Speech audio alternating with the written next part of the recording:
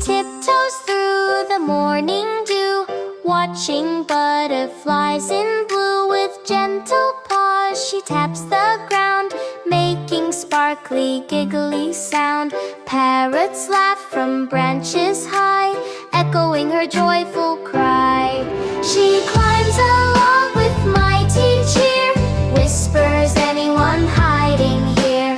Monkey friends jump out with glee, dancing round a mango tree. They store the fruits in leafy bowls, sharing snacks with jungle souls. At midday when the sun is hot, Tilly finds a shady spot. She splashes water in the stream, chasing fish that flash and gleam. Her tiny roar sends ripples wide, forest chuckles at her pride.